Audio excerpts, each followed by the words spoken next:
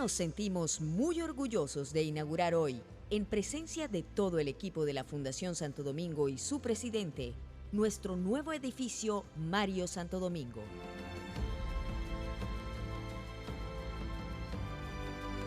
Un merecido homenaje a quien fue uno de los principales benefactores de la fundación de la Universidad del Norte. El nuevo edificio, que entró en operación en enero de este año, está dedicado a los procesos académicos y de investigación de más de 13.000 estudiantes de pre- y posgrados. Con alegría, rectitud y verdad, desde la Universidad del Norte, seguimos contribuyendo a la excelencia, liderazgo y desarrollo de nuestro Caribe colombiano.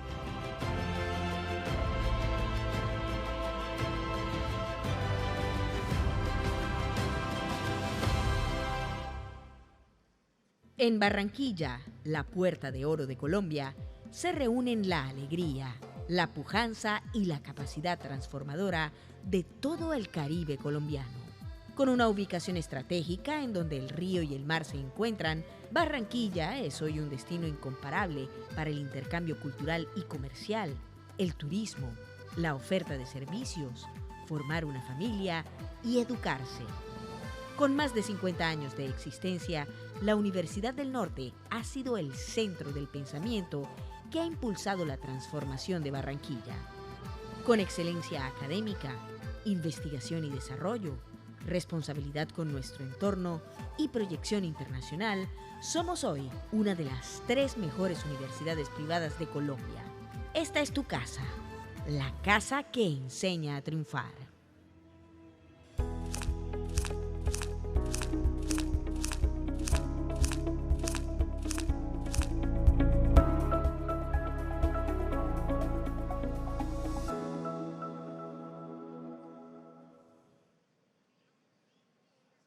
Muy buenos días, sean todos muy bienvenidos.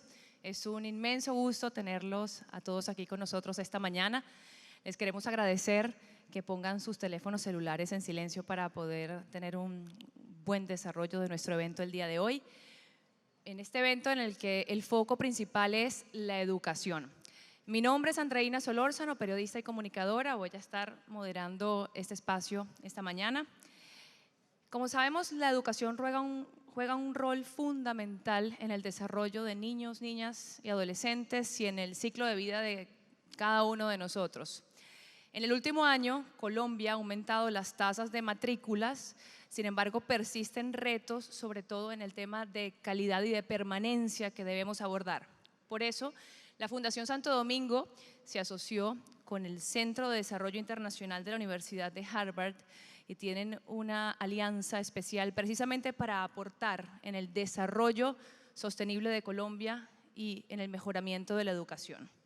Hoy nos acompaña Adolfo Meisel, rector de la Universidad del Norte, José Francisco Aguirre, director ejecutivo de la Fundación Santo Domingo, Alejandro Santo Domingo, presidente de la Junta Directiva de la Fundación Santo Domingo, Andrés Santo Domingo, miembro del Consejo de Familia y Junta Directiva de la Fundación Santo Domingo, y por supuesto Michael Kremer, con su equipo de la Universidad de Harvard, entre otros ilustres visitantes, entre ellos Elsa Noguera, gobernadora del Atlántico, y Jaime Pumarejo, el alcalde de Barranquilla.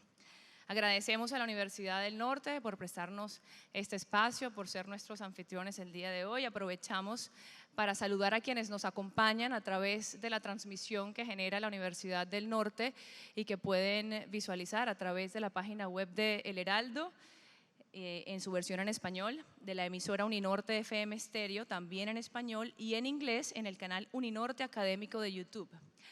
Dicho esto, queremos invitarlos a que sean parte de la conversación digital y que a través de las redes sociales puedan utilizar el hashtag transformación social y etiquetarnos como @f_santo_domingo, @harvardcid y @uninorteco.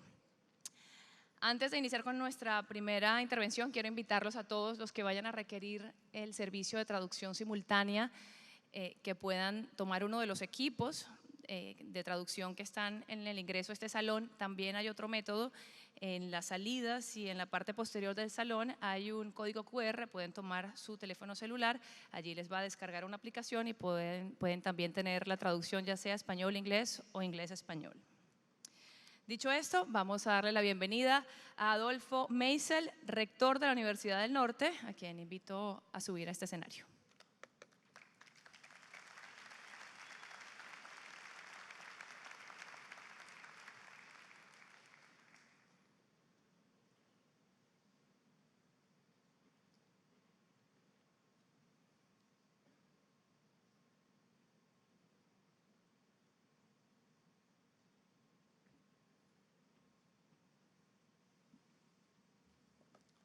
Muy buenos días a todos. Me complace mucho ver este coliseo de los fundadores de la Universidad del Norte lleno en la mañana de hoy. Quiero saludar de manera muy especial al profesor Michael Kramer, Premio Nobel de Economía en 2019, al profesor Asim Huaya, director del Center for International Development de la Universidad de Harvard, a las autoridades departamentales de Puerto Colombia y de Barranquilla, a la familia Santo Domingo, Alejandro, Andrés, Pablo, quien también es el presidente de nuestro consejo directivo, al equipo de directivos del Grupo Empresarial Santo Domingo y su fundación, así como empresarios aliados, nuestras autoridades académicas, profesores, estudiantes y egresados. Bienvenidos todos. Esta universidad es el fruto del sueño filantrópico que unió en un propósito común a los empresarios más importantes de Barranquilla en la década de 1960. Y la fundación se oficializó en 1966. Me refiero a destacados empresarios como Carl C. Parrish Jr., que se definía a sí mismo como un gringo barranquillero, Mario Santo Domingo, Juan Manuel Riseco, así como los dirigentes cívicos Gastón Abello, Ernesto Cortizos, Álvaro Jaramillo Bengochea, entre otros. Por esa época, Barranquilla vivía una crisis económica aguda como resultado de la pérdida de liderazgo portuario que había gozado entre 1870 y 1930. Ese deterioro de su relevancia portuaria llevó a que decayera la industria local y la calidad de vida de buena parte de la población. En medio de esas dificultades económicas, sociales y políticas, este grupo de líderes visionarios fundó y consolidó a la Universidad del Norte. Nuestros fundadores tuvieron una visión clara de lo que se proponían: establecer una universidad de excelencia que además fuera incluyente, atrayendo con becas o créditos de largo plazo a estudiantes talentosos, pero sin suficientes recursos económicos para pagar la matrícula. Hoy, 56 años después, somos testigos de la consolidación de un sueño por tener en el Caribe colombiano una universidad de excelencia, incluyente en términos de origen socioeconómico, étnico y de género, entre otros. Esa diversidad de orígenes se refleja en que cerca del 60% de nuestros estudiantes son de los estratos 1, 2 y 3. Hay a veces la percepción de que esta es una universidad de élite y surgió inicialmente como una universidad de élite socioeconómica, pero yo digo que sigue siendo una universidad de élite del talento, que es lo que son nuestros estudiantes.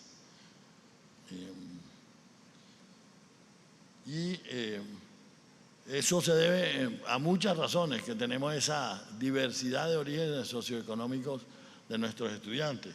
Entre otras, por el programa Hacer Pilo Paga, o Generación es ahora, en la que hemos sido, sin lugar a dudas, la universidad que más estudiantes ha traído en Colombia. También por las becas que dan empresas importantes de Barranquilla y de Colombia para estudiar en esta universidad, y con los propios recursos de la universidad que salen de, por ejemplo, el 100% de las actividades de las cafeterías de la universidad, que son propiedad de la universidad, van destinadas para becas. Y los excedentes de la universidad todos se reinvierten o en becas, o en infraestructura, o en capacitación de nuestros profesores. El profesor Michael Kremer se ha destacado por utilizar metodologías de evaluación de impacto, tales como experimentos aleatorios controlados para medir el efecto de programas de reducción de la pobreza. En uno de sus estudios, por ejemplo, calculó el beneficio de desparasitar a los niños, lo cual redundó en un mejor rendimiento escolar y mejorías en la nutrición y salud. Todo esto con un costo de solo 2 centavos de dólar por día adicional de asistencia al colegio por parte de esos niños. Es decir, hablamos de un programa con una altísima rentabilidad social y económica basado en la evidencia, que debe ser siempre el rasero para la orientación de las políticas públicas. A propósito de la evidencia empírica, como soporte de las políticas públicas, me quiero referir en forma breve al programa Generación E, antes Serpilo Paga, que ha permitido que miles de colombianos de escasos recursos y comprobado talento lleguen a universidades privadas de excelencia. Que lo haga desde la Universidad del Norte no es accidental, pues ha sido esta la institución más escogida por los jóvenes colombianos para realizar estudios universitarios dentro de esos programas. Los diferentes estudios que se han hecho sobre el programa Serpilo Paga y Generación E por parte de conocidos investigadores como Fabio Sánchez de la Universidad de los Andes y Juliana Londoño muestran que dicho programa disminuyó la brecha socioeconómica en el acceso a las universidades de alta calidad y tuvo externalidades positivas sobre los demás estudiantes, pues hizo que estos últimos se tuvieran que esforzar más académicamente, dado que los pilos elevan el nivel académico de los cursos en que participan. Además, hemos visto, y lo hemos visto aquí en Soledad hay un colegio de donde salen el mayor número de pilos que llegan a esta universidad. Y la razón es que cuando los primeros estudiantes pilos empezaron a llegar a la Universidad del Norte, los otros estudiantes que venían más atrás vieron que podían venir a la Universidad del Norte porque había becas y se motivaron para estudiar, para que les fuera bien en las pruebas Saber 11, que son las que se utilizan para la admisión de ellos en esta universidad y dentro del programa Serpilo Paga y Generación E. Entonces, ese efecto de arrastre también ha sido muy positivo, porque tiene un efecto incluso sobre las generaciones que están por llegar a la universidad. A pesar de esta evidencia contundente, se cuestiona sobre el costo del programa. ¿Costoso con respecto a qué? Porque decir que desde el punto de vista económico que algo es costoso no tiene mucho sentido. Uno tiene que decir que es costoso con respecto a alguna alternativa. ¿Y qué resulta peor? Me pregunto. Que no estudien esos estudiantes o lo hagan a un menor costo en una institución de deficiente calidad que luego va a afectar su empleabilidad. Por supuesto que el programa Serpilo Paga o Generación E ahora puede ser mejorado y se pueden reducir incluso sus costos. Propondría yo desde esta universidad, por ejemplo, que las universidades privadas sigamos aportando el 25% que ya aportamos para la matrícula de Generación E, que los estudiantes adquieran un crédito de largo plazo por el 35% del valor de la matrícula que sea contingente al ingreso, que tenga bajos intereses, que tenga incluso periodo de gracia y que lo paguen una vez sean profesionales, y que el gobierno asuma el 40%. Ese sería un esquema mucho más económico y con una mucho mayor rentabilidad incluso que la que sabemos que tiene actualmente el programa. Este sería un aporte para fomentar la movilidad social a través de la igualdad de oportunidades en el acceso a la educación de calidad. El tema de la igualdad de oportunidades en la educación de calidad es de enorme relevancia para el futuro del país. De hecho, considero que es tan estratégico que señalaría que la igualdad de oportunidades en el acceso a la educación de buena calidad será en el siglo XXI tan central al debate político nacional como lo fue en el siglo XXI, en el siglo XX, la reforma agraria. Nos pasamos todo el siglo XX hablando sobre la reforma agraria, que era el gran nivelador de las profundas desigualdades en el país. Pero ya, como lo han mostrado muchos analistas, el PIB agropecuario es el 9% del PIB nacional. Dentro de eso, las rentas de la tierra son menos del 1%. Luego, hoy en día, la reforma agraria tiene relevancia puntual en algunas zonas de conflicto, en algunas zonas, pero no tendría ningún impacto generalizado sobre la distribución del ingreso en Colombia. Lo que sí tendría un profundo impacto en la distribución del ingreso en Colombia es generar igualdad de oportunidades en el acceso a la educación de buena calidad.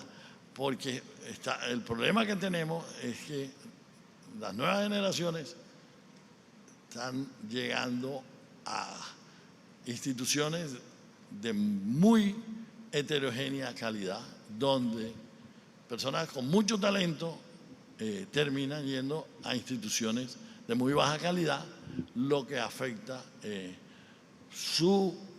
desarrollo de sus capacidades, sus ingresos de largo plazo, y que es un desperdicio de talento para el país, porque no necesariamente quienes más se capacitan son los más talentosos. Entonces es una pésima asignación del recurso humano, que es el recurso más valioso de cualquier país. Por eso yo celebro la apuesta por la educación que hace la Fundación Santo Domingo de manera consistente, y hoy anuncia con gran acierto en esta alianza con la Universidad de Harvard, que nos convoca hoy justamente en nuestra universidad, y señalar que la Fundación hoy Santo Domingo, en el pasado, como ustedes saben, Fundación Barranquilla, cuando se formó la Universidad del Norte, ha estado siempre muy cercana a esta universidad, porque participó a través de Mario Santo Domingo en la fundación de la universidad, precisamente, y siempre ha estado vinculada a nuestro consejo directivo. Dos de los miembros fundadores de nuestro consejo directivo representan a la Fundación Santo Domingo ante la universidad. Y en agradecimiento, en el día de hoy vamos a inaugurar el edificio Mario Santo Domingo en un justo reconocimiento a quien no aparece, vale señalarlo, en las actas de fundación, porque no le gustaba aparecer. De hecho, aparecen funcionarios de Águila que fueron los que vinieron a firmar el acta, como me lo señaló uno de esos signatarios. Él vino porque Mario Santo Domingo le dijo: vaya allá a la universidad a firmar el acta de fundación. Él era uno de los vicepresidentes. Pero consideramos que, bueno, aportó pues, con la apuesta esa. Fue la primera persona que contactó Carl Parrish con la idea de hacer la universidad y estamos muy complacidos de fortalecer esta alianza de una universidad que es uno de los patrimonios de Barranquilla y del Caribe colombiano. Muchas gracias.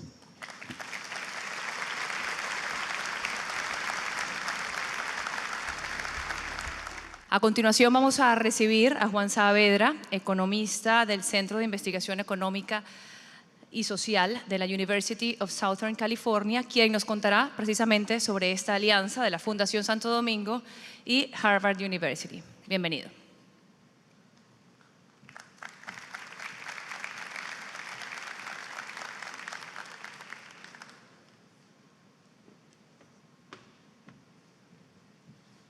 Buenos días a todos y todas. Es un honor estar aquí en la Universidad del Norte en el lanzamiento oficial de esta alianza que para nosotros pues es como un sueño hecho realidad, de poder pensar que los investigadores, lo que hacemos, las tareas del día a día, de pensar cómo hacer el uso de las políticas públicas para la transformación social, encuentre este auditorio y encuentre pues esta alianza que vemos con mucho potencial. Les quiero contar muy rápidamente cómo surge esta alianza. Como mencionaba Alejandro, nos invitó en el año 2018 con Michael y con el equipo de Harvard a ver cómo podíamos combinar tanto la estrategia de la Fundación de Transformación Social como el papel de la investigación para la generación de evidencia rigurosa que permitiera la implementación de políticas educativas basadas en evidencia a gran escala para lograr cambios sociales y económicos y movilidad social, inclusión social, como mencionaron el rector y Alejandro previamente.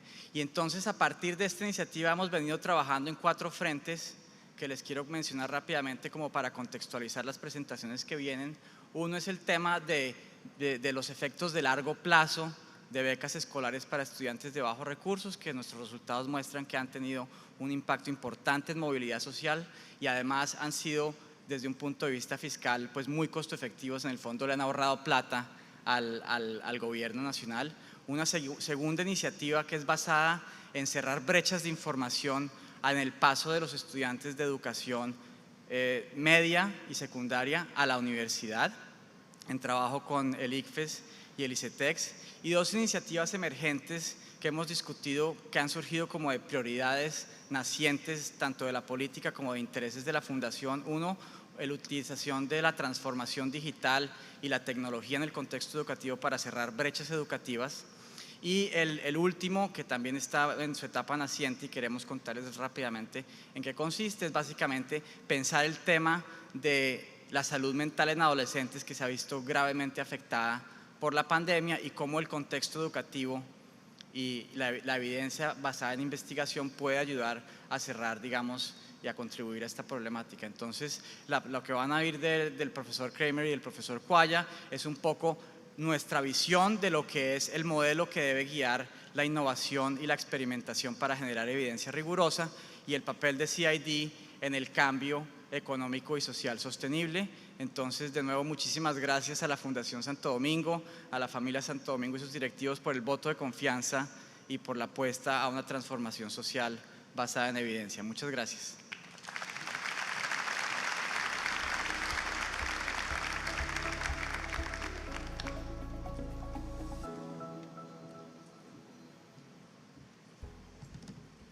Gracias, doctor Juan Saavedra.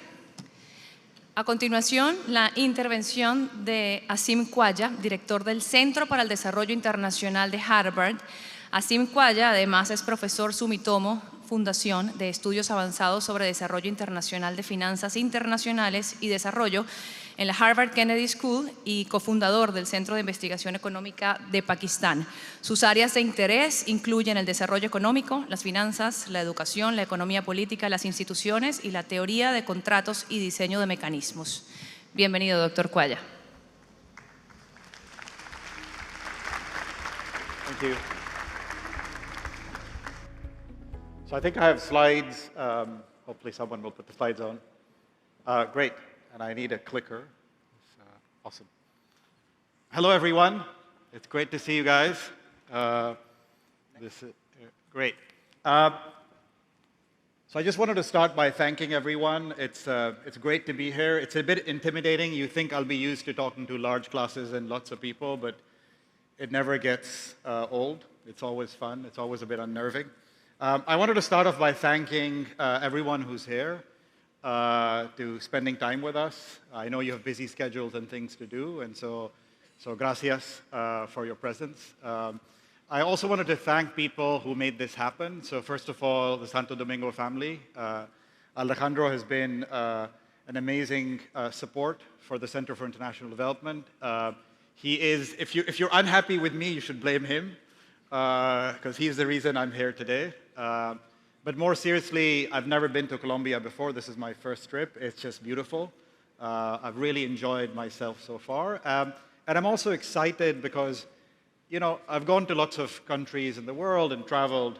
To me, what is always most energizing is when I see people, no matter what problems you have, when I see people who have passion and people who really want to bring a change in their country. Look, we all face lots of troubles. I'm originally from Pakistan.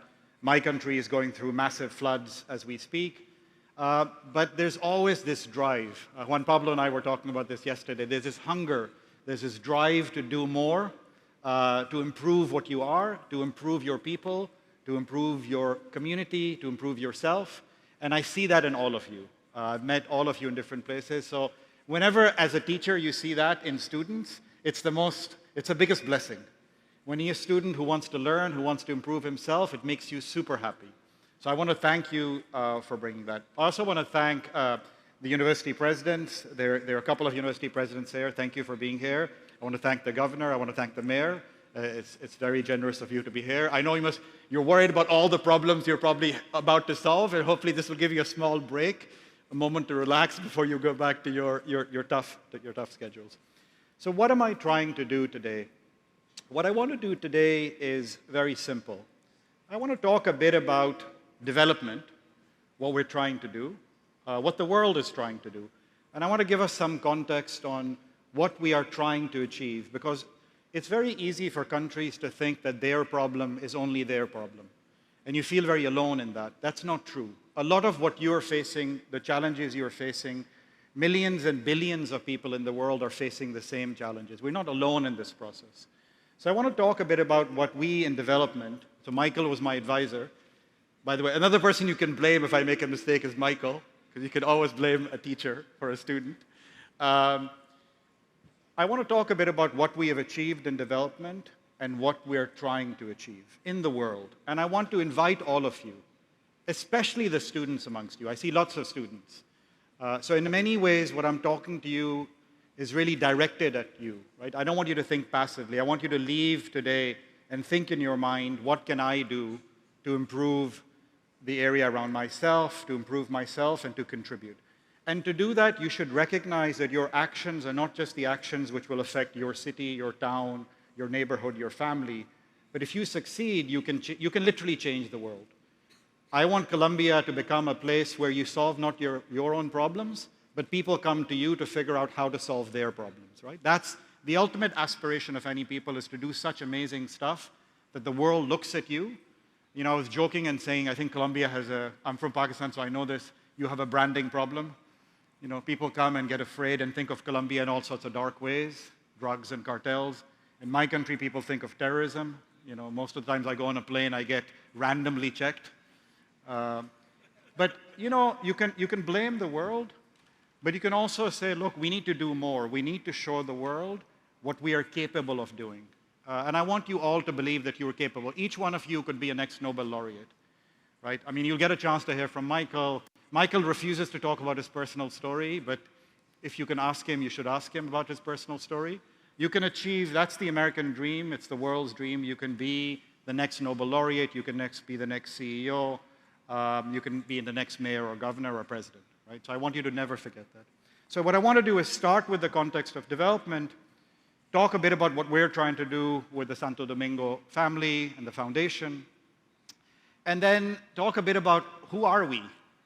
It's a bit weird. Normally people introduce themselves in the beginning. I'll do that at the end, because I want you to get a sense of why we're here and what CID is trying to do and what Harvard is trying to do, And I want to be very modest about it, which is often, look, you hear from experts outside who think they know stuff. Let me be very clear. I don't know enough about you, but I will learn. And I want us to make sure people like Juan, people like Gautam, people like Michael who are here are just the beginning. I want us to have many faculty from you and from us, students from both our places, to start working together. Because when we do that, we learn. You know, the best thing about a teacher, and we joke in this, is whenever you want to learn something, the best way to learn something is to teach it. Sounds weird. Like, what do you mean you learn something by teaching it? Because when you're a teacher, you are confronted with students who ask you brilliant questions and force you to learn more about what you're teaching. But to do, you need to be a good listener. So the one thing I want to promise to you is I don't want to be the faculty who comes from Harvard and tells you what to do. I think that's completely arrogant. I want to be the researchers who come to you to learn, but also to hopefully share something with you that we have learned, and then work together to solve the problems that we're facing, because the problems are hard, right? They're not easy problems. So I'll talk a bit about that too. You're wondering whether this guy has any slides to show. I do, actually. So let me start with the global context, just to give you a situation of where we are. You know, as a development economist, you know, when I get depressed, and there are many times you get depressed, you see things in the world which don't feel right. You see people who are dying of hunger. You see people who are not being educated. You see people who are being mistreated. And it just makes you upset and angry. The world shouldn't be like this. We're an amazing world. We have achieved so much. I mean, look at me. I grew up in Africa. I got educated in Pakistan. I went to Cambridge. And I'm now in Barranquilla. It's amazing, right? Like, think about that journey for someone like me. Think of your journeys. We have made amazing progress in development. I want us to just reflect for a second. Sometimes we get too depressed, right? When you think of what we have achieved over the last 100 years, it's just tremendous. And I don't mean smartphones and Instagram and LinkedIn, for those of you more professionally oriented. I don't mean that. I mean in terms of basic things like, what is the likelihood someone will die of starvation? What is the likelihood that someone won't live past 40 years? We have made incredible progress. In many ways, if we were doctors and you were to look at us as a field, you would say, guys, great success, good job, you can go home, right? So I want to start by that, and it sounds arrogant to say, but actually, we should recognize that what we have done to improve our countries, our people, has in the large span of time, not 5 years, not 2 years, but 100 years, has worked, right? So there is a positive story we can tell. That said, yes, we have problems which are emerging, right? We've solved a lot of problems, but whenever you solve problems, you discover new things that you didn't think were there before. As mayors and governors, you guys know this, right? You solve one problem and you're like, oh, I can go home and I'm done. And the next morning you wake up and problem number 15 has shown up. Because you solved the first 14 problems. So we have problems, right? I was talking yesterday in Bogota, the Minister of Education was there, and we started talking about education challenges. We're spending more and more money on education, and yet we're not seeing the improvements that we want to see. Test scores aren't going up. So there are challenges, okay? And in fact, in many ways, the fruit of our success is more challenges. And that's the way life works. Sometimes when you rise above, when you achieve stuff, you enter tougher territories. You take on more challenges. So as we grow and develop, yes, we are polluting the environment more, right? For those of you who are young, remember that in another 20 years, you have to support me. Because what's happening is there is the fact that we are extending lives. Every year, we're adding probably 7 months to human longevity. The fact that we're extending lives means that most of you, when you're in your 40s, will have lots of grandparents alive, which is great. I miss my grandparents tremendously. They're not alive. It's beautiful, but it also means that you have to support them, right? So there is an aging population. It means when your countries think of pension programs or social security programs or healthcare expenditures, you will be spending lots of money on the elderly. Good thing, but you need money. It's a challenge. You need to finance that. Now the young people are all going to leave the room saying, oh no, you're leaving a messy environment for us and you guys are still going to be alive. It's true. We'll tell you great stories. We'll take care of your kids.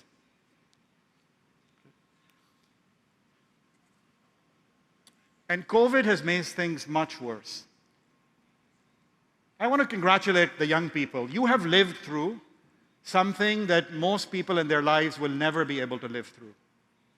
You have lived through the biggest disaster the world has faced in the last 100 years. You've experienced it at an age which is powerful for you. It has changed you. If you don't, you may have suffered losses, you may not have suffered losses. Whatever you have experienced, you are fundamentally different than you were in 2019. You're fundamentally different because of COVID. Okay? And COVID is the most unusual global recession we have had in the last century. It's very unusual. These are recessions I'm showing you, 1990, 2001, 2008, and that's COVID. Most other recessions have not had this difference in inequality. The difference I'm showing you, the lines are the effect on, the purple line is the poorest people, the green line is the highest quartile of people, and I'm showing over time what happened to their incomes. And you can see in all the other recessions, yes, there's a difference. The green is usually above the purple, but there's nothing as bad as COVID. Okay? Now you're like, this guy's going to depress us. I'm going to leave even more depressed.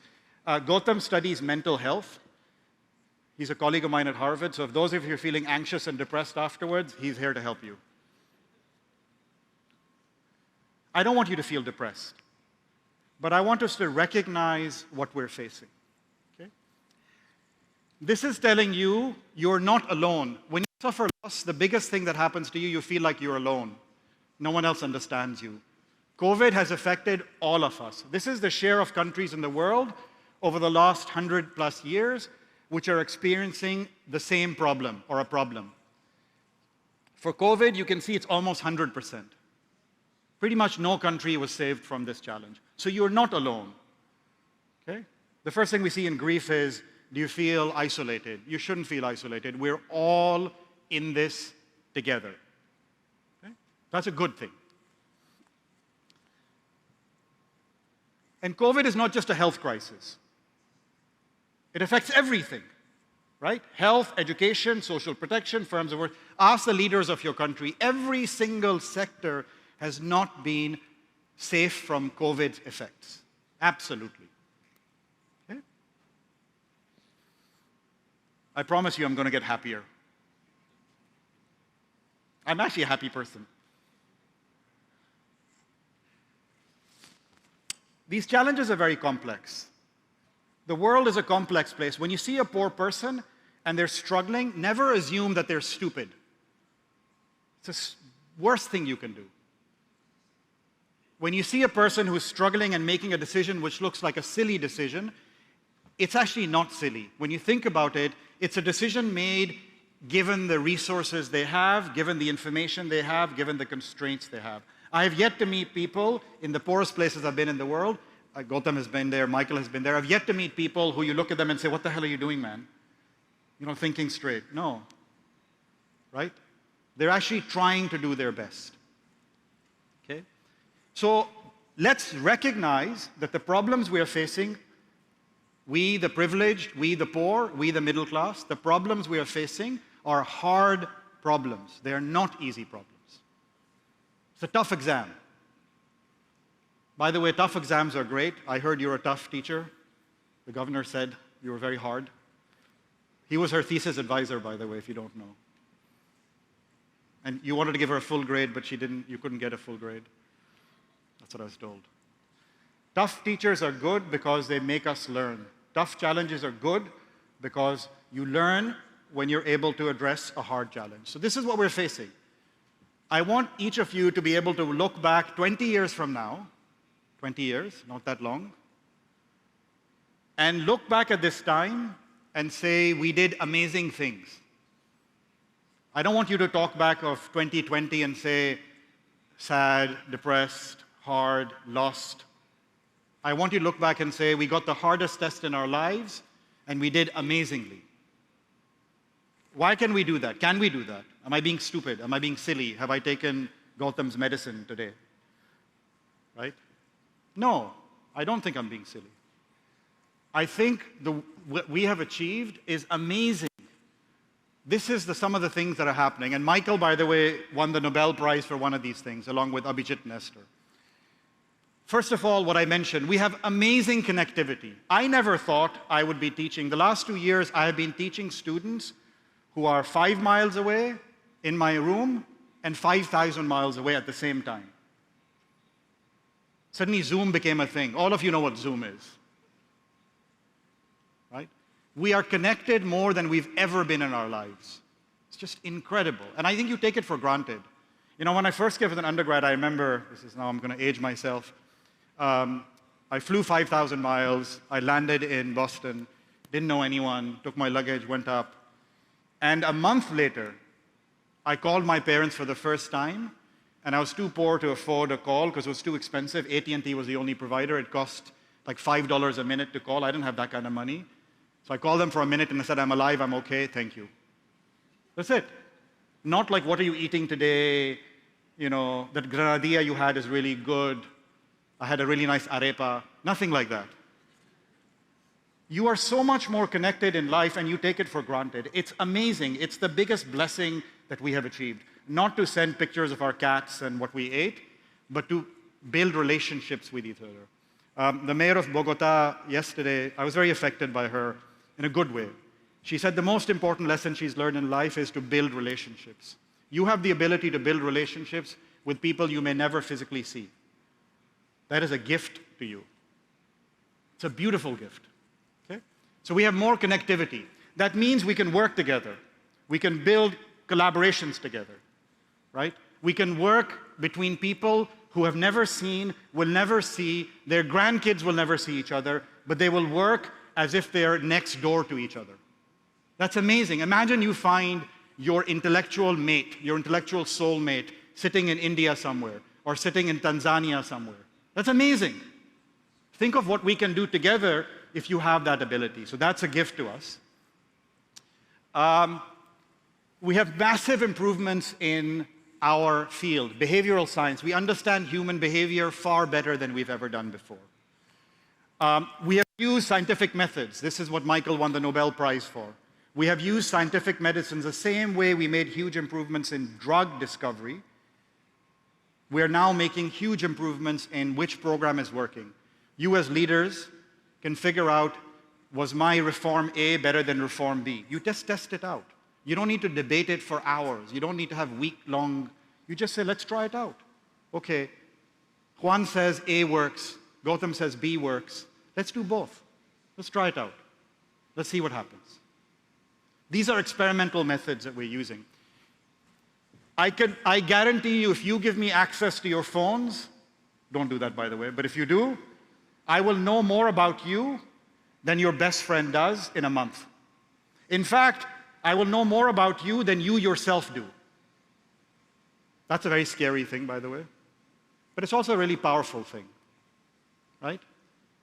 Imagine I'm trying to give you, like, the only reason I managed to achieve whatever I have achieved is I took something called an SAT. Some of you will take that test.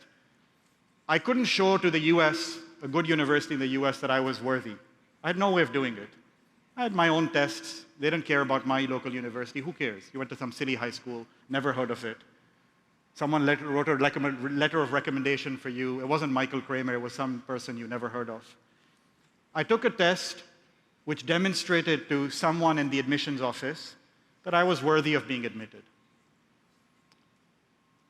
You have so much information to signal your talent to the world now, and that's another gift, right?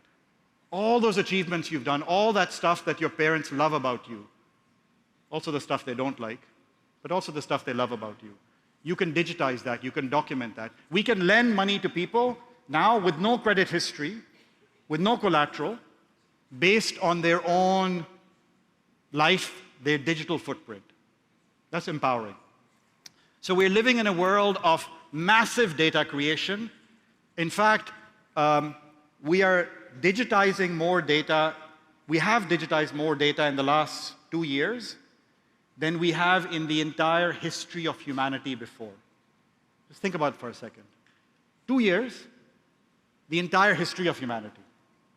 That's how much information you have. So these are the tools we have to bring about change. So your problems are hard, but you have amazing tools. You have never been better placed. It's like the best cheat sheet for an exam. We've given you a hard question, but we've given you all the things you need to do amazingly well. We just have to do it. Okay? And by the way, the same COVID that I was depressed about is also a blessing. This is funny. Sometimes people say, if you've lost someone, it's very difficult to tell someone that's a blessing. Feels very harsh. I just lost something. Why is it a blessing? It's also a blessing. It's a blessing because the biggest mistake we make is we think we have solved everything. We get lazy. If you're happy and doing well, you will never change, by the way. You just won't change. Think about it. In your lives, the biggest times you changed was when something harsh happened to you, a shock happened to you. The world has become very complacent. We've been doing education the same way for the last several hundred years. It took the pandemic for most of our colleagues to decide that we could teach everything virtually. I guarantee you most of my faculty colleagues had not taught online ever before. Every single one of them, no matter what their age, the professor emeritus who is 90 and the junior faculty who is 29, both of them were on Zoom teaching. Right? So COVID has pushed us to change, and that is also a blessing. Because the hardest thing, again, for decision makers, the hardest thing is to get people to change. The hardest thing. People are changing. So we have an opportunity. We have an amazing opportunity. We have new challenges. Okay? We have huge tools we've been given, and we've given a window to change. And now we can do one of two things. Very easy. You can choose to act, you can choose to solve your problems, or you can choose not to. That's a choice each one of you will be making, has made, is making. Obviously, I prefer one choice, right? Change, bring about positive change. What are we doing? This is just so I'm excited because people like Juan and Michael have been doing amazing work with the Santo Domingo Foundation in education in Colombia, which is showing success. When you see success, you get greedy. I get greedy. When things are working, I get very excited. I want to do many more of that. As someone who's directing a center, we're proposing a collaboration between CID at Harvard, the Santo Domingo Foundation, that focuses on the problems you are focusing on, not the problems we made up. The problems you, in your context, are facing, in every sector. We're starting with education because, honestly, that's the best thing to start with. Like, if you can solve the education problem, education is one of those beautiful things that the more you produce of it, the more it produces other stuff for you. Like, it solves other problems. It's a great, when you get a solution which solves other problems for you, that's a beautiful solution. That's what education is. So it's a good place to start, but it's not the only place. We have many challenges in Colombia, many challenges in the world. I also want to build, one thing that is changing in our field is the ability to work across researchers and practitioners. The research that we do isn't just sitting in a room, the ivory tower, writing your paper and not engaging in the world. All of us engage constantly in the world. I mean, Gautam and I were talking about this. The happiest moments we have is when we're sitting in a village somewhere, or in a poor area somewhere, or in an industry somewhere, and we're talking to the people we're working with. It's the most interesting thing. So researchers are working very closely with practitioners in the private sector, in the public sector, in the nonprofit sector. Okay? So that's what we want to do. We also want to draw on local and global talent. This is not just about some researcher coming from outside. It's a researcher sitting in this room right now, working with a researcher coming outside. It's a PhD student, it's a master's student, it's an undergraduate student doing research on a project that we're working with together. Okay? That's what it means to draw on talent everywhere.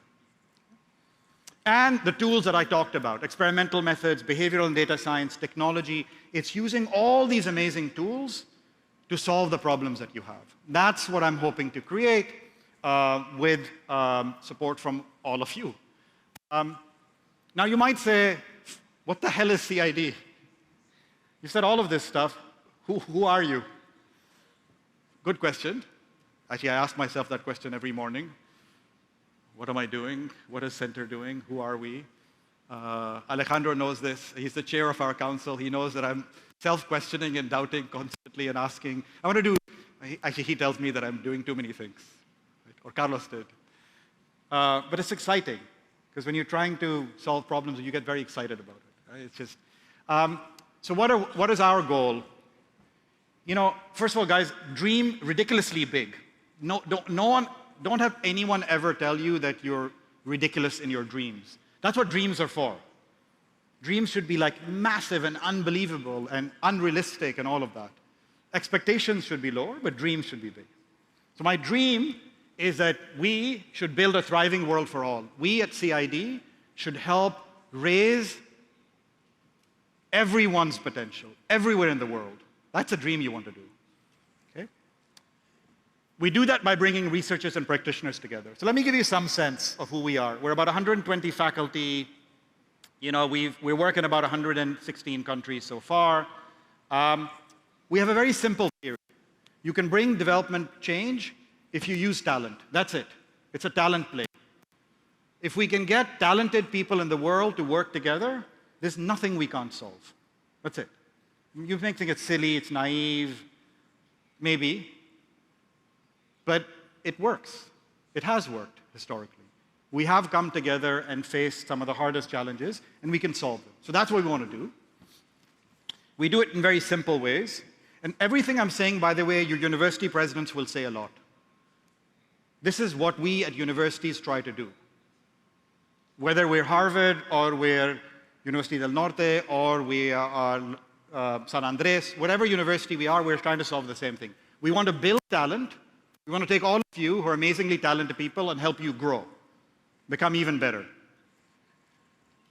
We want to bring you together, all of us, like we are in this room, and start collaborating. And then we want to work together to solve problems. We want to deploy talent. It's very simple. Build, convene, and deploy. That's it. At a very high level. That's all we are trying to do. CID, that's all universities really try and do.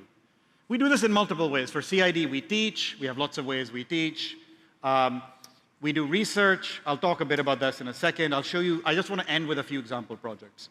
And we have big convenings. Like today, it must be like several thousand. I don't know. I'm trying to estimate like jelly beans in a jar kind of thing. Probably 1,200. I don't know. That's amazing, right? I've actually been amazed at how many people. Kudos to Javier, the Santo Domingo Foundation. You've gotten amazing people together. Right? You've convened. You have convening power here. We can convene together and get some of the best and brightest people. Okay. Let me just end with a few examples, just to give you a potential. This is from different countries. I want a picture like this in a few years, which is all about Colombia. Okay. So that we become an example for the rest of the world and what we can do together. But I'm giving you some examples. I have a colleague, Rima Hanna, who is probably the leading researcher in social protection in the world. She's my neighbor. Amazing. She has by now affected about 90 million people through her work in Indonesia. 90 million. Just imagine. You could be part of that project. Right? 10 plus years, they've transferred over 100 million to people who need the money. And imagine doing this when the pandemic hit. Imagine how tough the situation was. If you could transfer money to those who needed it, you have probably just saved a life. Literally. So that's the work she's been doing. Her work is large experiments with huge collaborations with the ministers of social planning, the nonprofits in that space, all the things I said, they're bringing together. I have a colleague, Ricardo. Santo Domingo Foundation has supported this work as well in Colombia. Ricardo has created a way to think about every country as a map. Where are you producing? Where are you not producing? What sectors should you be working in? It's a great diagnostic to look at your own economy, and you can do so, by the way. If you don't, just go on this link. It's called the Atlas of Economic Complexity. You can do, this is fun homework for you. It's not homework, it's like really fun. Go look at your city. Go look at Colombia. See where you are. See where your favorite competitor is. Where are the Chileans?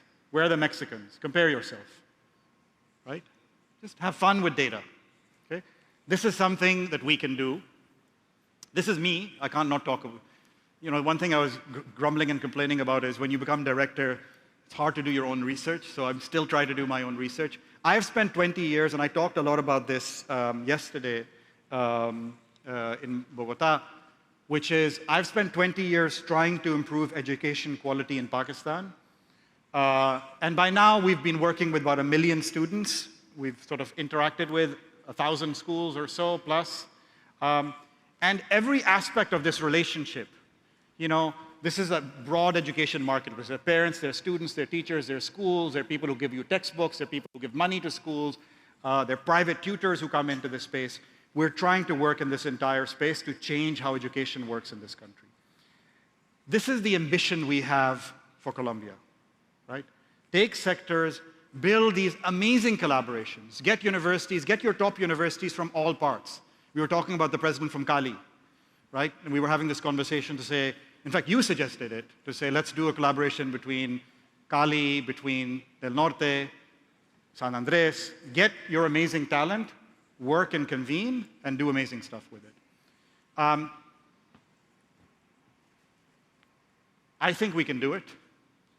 It doesn't take that much, actually. It just takes the right people to sit in a room together, and just, as we say in English, the stars have to align a bit. I think the stars are aligning. I think you have some amazing opportunities here. I would love to come back in 5 years, and like I said, show the same picture I showed, but replace Pakistan with Colombia, right? And just have this amazing body of work, and then be presenting this slide in a totally different country. Saying, look what we've done in Colombia. Can't we do this in your country? Thank you so much. You've been very patient. I'm around.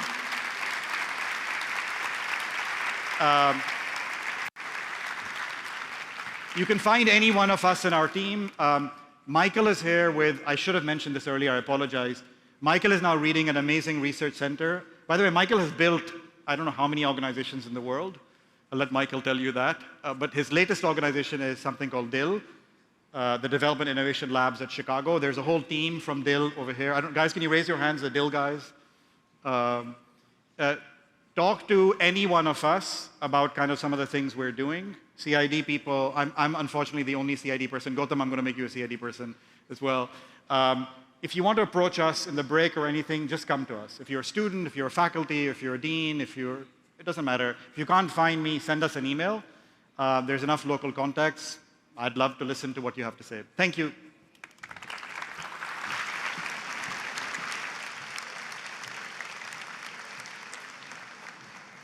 Gracias, doctora Simkwaya, por estas perspectivas y estos retos que nos ha planteado esta mañana. Quiero aprovechar de saludar a todas las personas que están conectadas a través del streaming de la página web del Heraldo, también a través de la emisora y del canal de YouTube de la Universidad del Norte. Y acordarles que estamos utilizando el hashtag transformación social. Ahora sí quiero presentar a Michael Kremer, Premio Nobel de Economía 2019. Él viene a presentarnos los hallazgos principales de sus estudios, también a darnos recomendaciones que enriquezcan la producción de conocimiento y la toma de decisiones informada, basada en el conocimiento para mejorar la educación en Colombia.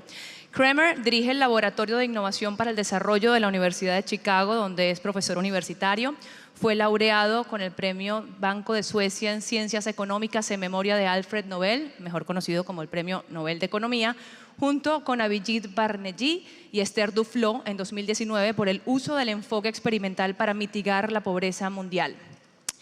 Más allá de la hoja de vida formal, hay que decir que el doctor Michael Kremer ha enfocado sus esfuerzos y su trabajo en la resolución de los problemas más apremiantes de nuestra sociedad, lo que a todos nos debería preocupar.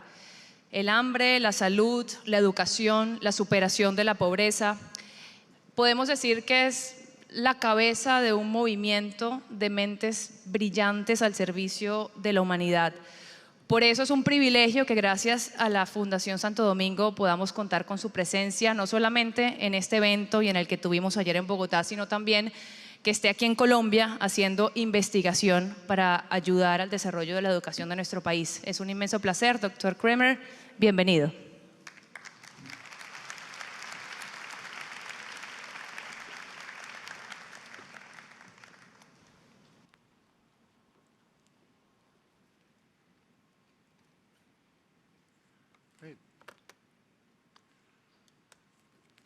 It's wonderful to be here.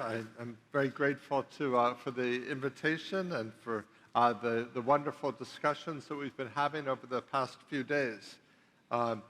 Apologies for speaking in English, but I understand there's some translation. So, the organizers asked me to speak a bit about the work for which Abhijit Banerjee, Esther Duflo, and I were awarded the Nobel Prize. And Asim's just repeated a request, which has come elsewhere, to talk a little bit personally about how I got involved in that. And so I thought I would sort of tell a little bit of the story of my own personal experience in this. After I graduated from university, I was interested in the issue of development, and I went to Kenya, and I initially maybe I should even start earlier. I had studied development as an undergraduate and studied development economics, but I'd actually not spent very much time in developing countries. And I grew up in the U.S., in Kansas, in the center of the U.S., and I won an award that the university had for people to do a project their last year of university. And so the summer before, they provided financing for me to travel and collect some data, which I did in India and Sri Lanka. And I thought I was being very diligent and doing my job. And I went to government offices and I went to libraries and tried to collect data very, very seriously. And then the last week I was there, I went to a village and I met somebody who invited me out to their area. And I went to the village and I saw what was happening. And I realized that I'd wasted the rest of my summer trying to collect this data. And then, in fact, I learned much more by being in the village for a little while. So after I graduated, I arranged to spend a bit of time in Kenya. And I went just thinking I would try to live in a village for just even a couple of months or something like that, and try to keep notes on the experience, and then I'd go back home and get a job. But when I was in Kenya, which at that point was a one-party state. It wasn't a very free society. It's now become, actually, they've just had finished an election that went off very smoothly in a way, and was very peaceful. But at that time, it wasn't. It's really a dictatorship. And I got called into the office of the head of the local government. And I thought, am I in trouble? Am I going to, what's going to happen to me? But it turned out that the head of the local government, he had just been appointed. He was a very entrepreneurial person. And since there were primary schools in this area, but there was no secondary school. And he had 3 sub-locations. He was in charge of something called a location, had 3 sub-locations. And he decided he was going to try to start 3 schools, 3 secondary schools. And so he asked if I would be willing to teach at one of them. Now, I had no experience, but I'm not sure it was whether he made the right decision, but I agreed to do that, and I wound up teaching in Kenya for a year. And I got to know various people, including the the headmaster at another one of the secondary schools, someone named Paul LePay. So I taught. I learned a lot. I hope my students learned something. Then I went back to the U.S. and I actually started an NGO for a bit. But eventually I went and got a PhD. And I learned what most economists learn when they get their PhD. And this was a lot of techniques of modeling using algebra and equations, and then some techniques for using data that were available publicly and that could be downloaded onto a computer, and you could run statistical analyses on them. And I think those techniques, I don't want to be misinterpreted, I think those techniques are very valuable. And before we had this event, we were chatting, and I was hearing about, and we heard more in the president's remarks about Serpilla Paga, and this is a program that seems like it could be very, very important. And how do you? And now there's a discussion, a policy discussion of should it be removed, should it be changed, and it's. This is something, obviously this is something where people will have political opinions, different people have different opinions, but maybe there's some role for some evidence on what the impact of the program is. And so now Colombia has very good data on who wins the scholarships and how they've done in university, what happens afterwards. And so we talked about some excellent research that has been done to try to understand the impact of this program. And that research was done by taking data and analyzing it using statistical methods. And maybe it's useful if you know the program, but you could do that without necessarily knowing the details of the program. Now, let me point out, though, why it can be a little bit tricky. And those of you who are studying economics will be familiar with this. One thing you could do is you could say, well, let's compare somebody who won a scholarship through this program to somebody who didn't. Well, if you and say, how do the people who won Serpilla Paga scholarships do better than people who didn't win them? Well, obviously, that would be probably not a fair comparison, because the people who won these scholarships were people who did very well in secondary school. And so what you might think is the effect of the scholarship is actually just something about these people who won them. Another thing you could do is you could try to look maybe before the program existed and then look afterwards. Okay? A problem with that would be maybe there are other changes in the economy that are affecting how well people are doing financially, and maybe you're not truly understanding the impact of the program. Now, economists have developed all sorts of sophisticated techniques for trying to address that problem. And when I was just listening this morning and I was hearing about the program, I thought, okay, if the program's being canceled, when I was sitting there, I was thinking, if the program's being canceled, I'm not a Colombian policymaker, so I won't say whether that's good or bad, but there might be an opportunity to find out more about what the impact of the program is, because you could look at the people who would have been eligible before, but are no longer eligible now, and that way you're looking at people who had the high test scores to qualify, and you're keeping that constant. Now, of course, the economy is probably going to change in many ways, but you could look at the people who are just slightly below the cutoff for the test, would have been, had the program existed, would have been slightly below that cutoff.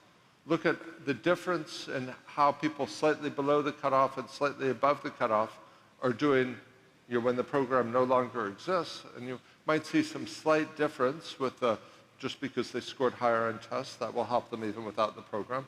Compare that to the difference before the program, and that might give you some indication of what the impact of the program is. You would try to control for you try to take advantage of taking the difference between years when the program existed and didn't, but also, instead of just comparing the straight outcomes, compare the difference in outcomes between people just above and just below the cutoff. Okay? So that's, I've gone through a bit of a digression, just because I've been thinking about this important policy question, but I think you could probably make a fair amount of progress. But even that type of analysis, which I think would be pretty good in that case, that's not possible in every case. And there's still assumptions that are required for that type of analysis to be required, and people could always quarrel with them.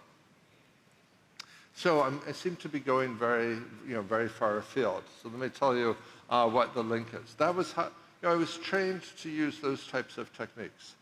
Get data sets, learn about the changes in the history of the program, think about whether you can measure things with that. Well, I'd studied a lot of macroeconomics, so that was the type of I was actually not even thinking about specific programs, I was thinking about macroeconomic questions. But then, after I finished my PhD, I got my first real job where I was earning a real salary, and I could take a vacation, and I decided I wanted to go back to Kenya and visit some of my friends there. And it had been a long time since I'd been, hadn't been there since, because I'd been studying for my PhD. Well, when I went back, I met with one of my friends who had been headmaster not at the school where I was, but at a neighboring school. And it turned out he was no longer working for the school, he was now working for an NGO. And the NGO wanted to set up a program to assist in 7 schools. And he had to, one of his jobs was to pick the 7 schools where they would work. And we were just chatting, and I said, hey, if you wanted to understand the impact of the program, maybe you choose 14 schools that are eligible according to your criteria, and then you choose 7 where you're going to work, and then later when you expand, because the NGO was just starting to work in this area, go see if you can, later you can work in the other 7, but in the meantime, if you plan this carefully so that the ones where you start are comparable to the ones where you hadn't, for example, if you just flipped a coin about which ones you would choose, well, then you would have, at least in theory, a comparable group. Now, look, in retrospect, 14 schools is a tiny sample. You just heard from Awesome. We work now with hundreds of schools, and the statistical significance will be much better. But this was a very early attempt in this direction. It was not perfect at all. It wouldn't qualify by modern standards. But I suggested this idea to the NGO, and I thought, this was just a conversation over dinner. I didn't think they would really do it. So I flew back to the US after my vacation. Then a few days later, I got a message that he'd talked to his boss, and they were actually going to do it. And so I flew back to Kenya, and we worked out how to do this, and then we could measure the impact of their program. And through this, we wound up developing a longer-term collaboration with the NGO. And the NGO just thought, and I think I really admire the person who was running the NGO, because he was honest with himself, and they didn't know for sure what worked and what didn't work. And he said, we're going to try to measure it. And maybe the results are going to be bad for us, and that will be embarrassing and will hurt, we won't be able to use this for fundraising purposes. But we really want to know what works, and we're not sure what works, and we're going to try different things and try to find out what works. So through that collaboration, we worked together, and we tried a number of different things. And some of the things, I'll give you one example of something we tried very early, which was these schools in Kenya were very poor. There's a much better situation now. Kenya is also, as Awesome said, the world is getting richer. And Kenya, it's no longer like this in Kenya now, but at the time, there was one textbook for every 17 students in this part of Kenya. It was a poor part of Kenya. And HIV, we're living through, we've just lived through, and we're living through the COVID pandemic now. But in Kenya at that time, the HIV pandemic was devastating. Many children were losing their parents to HIV. And in a very, that meant that they had to look after their siblings, they had to look after their parents. There was malaria, it was very widespread at the time. In the introduction, there was a reference to these worms, which is something that we later studied and found, treating these worms very, very inexpensive, could have a big effect on schooling. So children were dealing with a lot of problems. And they also, the primary schools were not functioning very well either. The teachers would sometimes be there, they sometimes wouldn't be there. And on top of that, the curriculum, well, let me come back to that in a minute. But we thought in this type of situation, there's so many issues going on, but one thing, there's a lot of controversy over whether spending more on teachers in the education economics world, does spending more on teachers actually help that much? But most people would agree that if you provide at least textbooks, they're relatively inexpensive, providing at least textbooks so that students have one textbook each, or at least they're sharing between 2 students, not between 17, that would help. So the NGO decided to provide textbooks. And I thought this would work, and the NGO thought it would work. And then when we got the results, so by this time they were working in more schools, and they compared a set of schools that had textbooks, where they provided textbooks, to one where they didn't. And what we found, to our great disappointment and to my surprise at the time, was that there was when we looked at the average scores of the students, when we looked at it all together, we didn't see a difference in test scores between the schools that were early in the program and had received the textbooks, and those that were only going to receive things from the NGO later.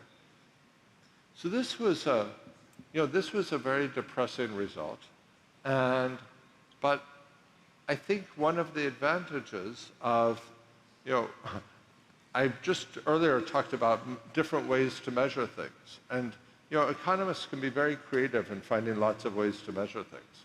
But sometimes that means you can be too creative, because you can find ways to make a program look good, or you can find ways to make a program look bad, depending on exactly how you do your statistical controls.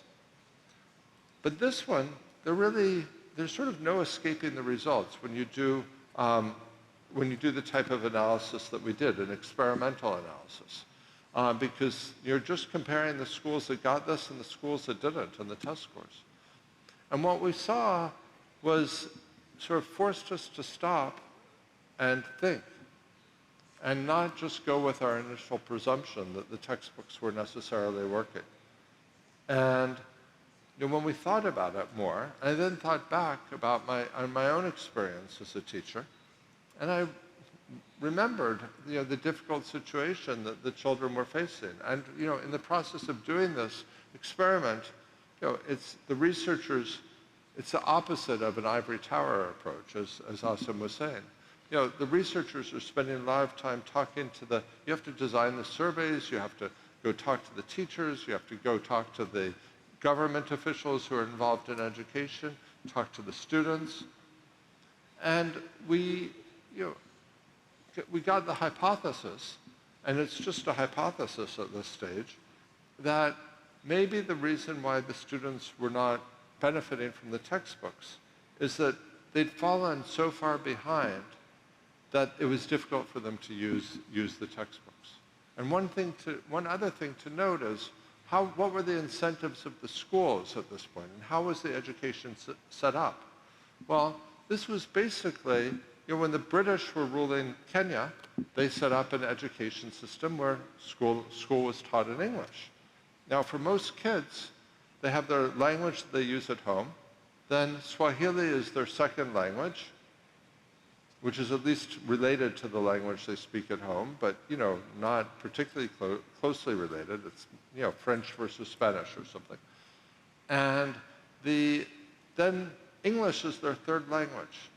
So if you imagine, and the curriculum is set at an international level.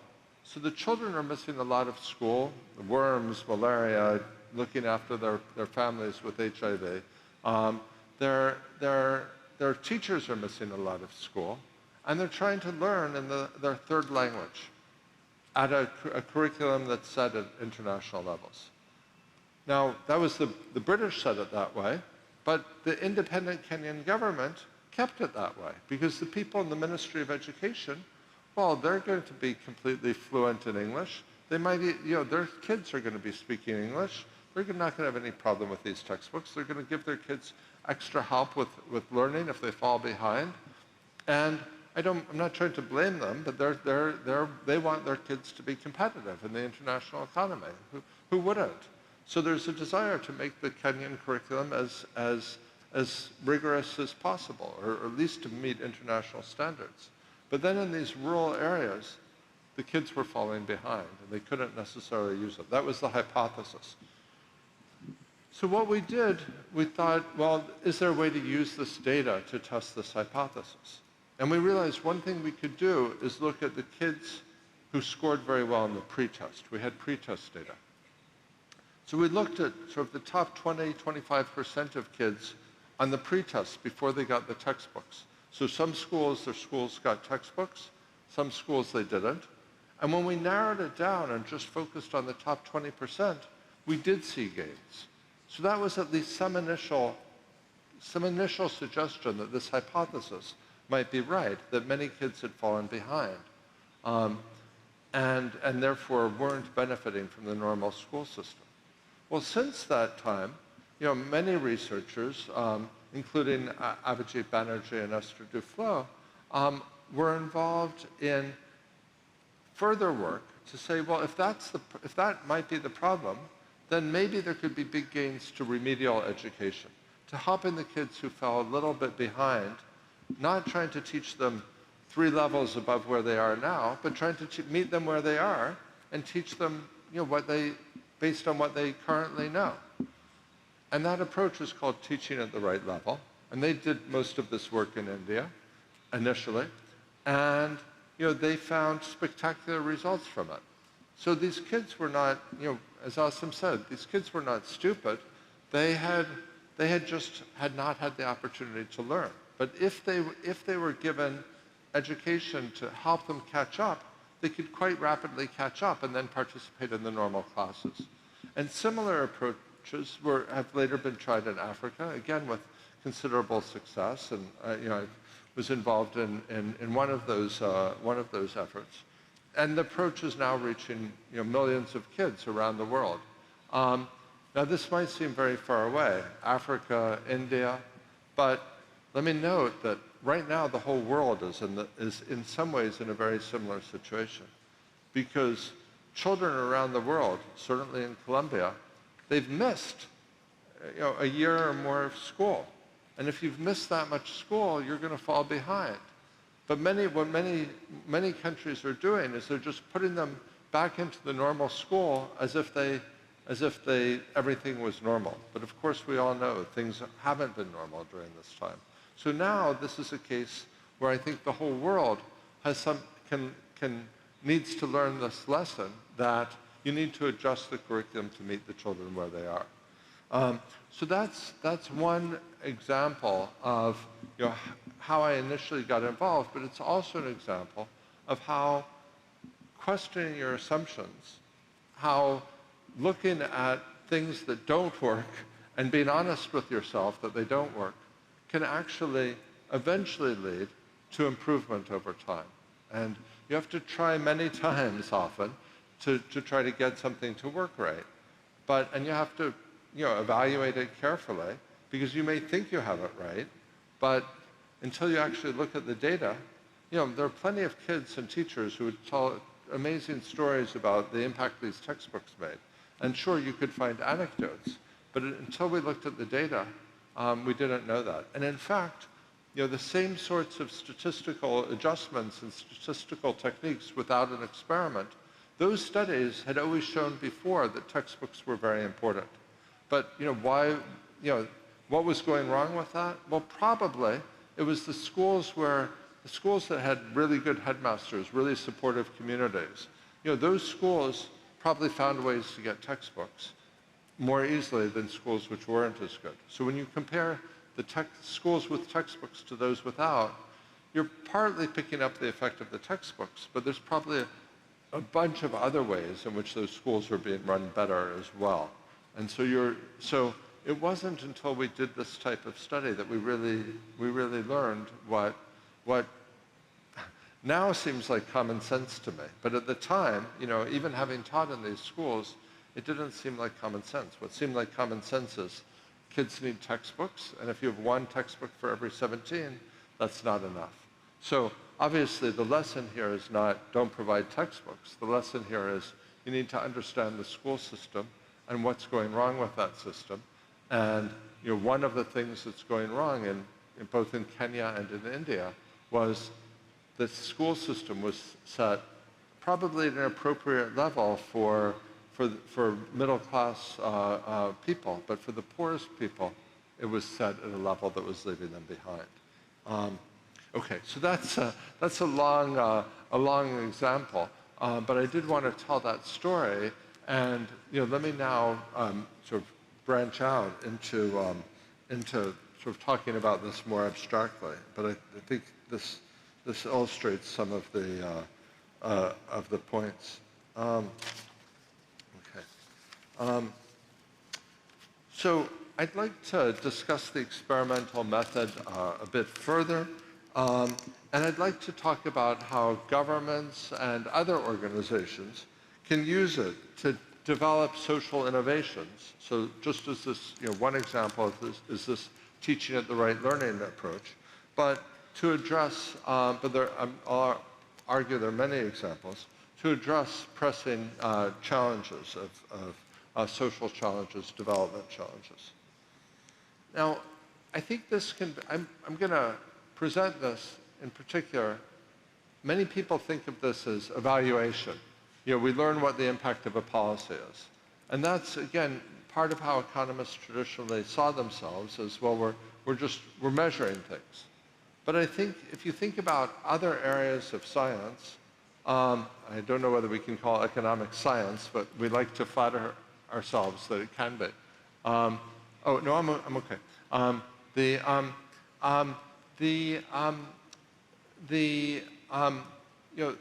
People in other areas of science, in computer science or in biology or chemistry, part of their job is not just to understand the world, but it's actually to come up with innovations that can improve the world.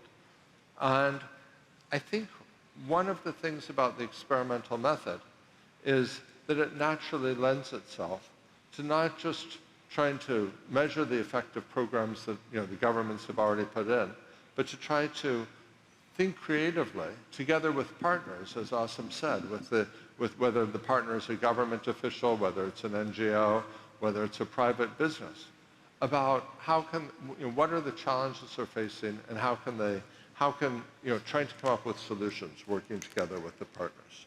So, let me say a little bit about the importance of innovation and why I'm focusing on that.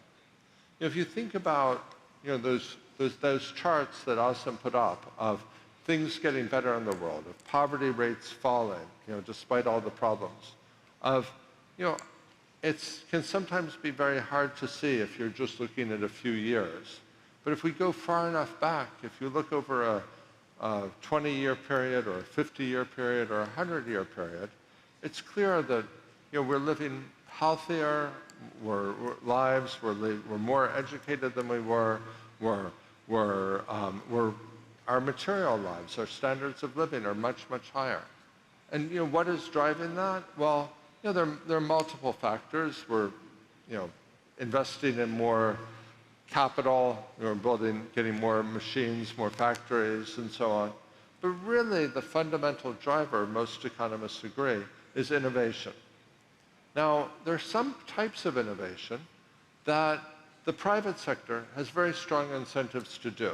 And if you think about some of the innovations that Asim talked about, the innovations, we now all have cell phones. Well, it was not a government program that got us all cell phones. That was the private sector. And they were not thinking, people in very poor areas, people in Kenya have cell phones. This was not somebody saying, well, we need to solve the communication challenges of rural Kenya, and therefore we're going to invent cell phones. No, they were trying to sell, initially these were high-tech products, it's hard to imagine, and they were selling to rich country markets, but that generated a benefit that people all over the world, including the poor, are now gaining from. And that's fine for many types of innovations. It's wonderful. I mean, we can argue, is social media good or is it bad? And so, there's room for argument on some things, but overall, this has got to be a good process for the world. But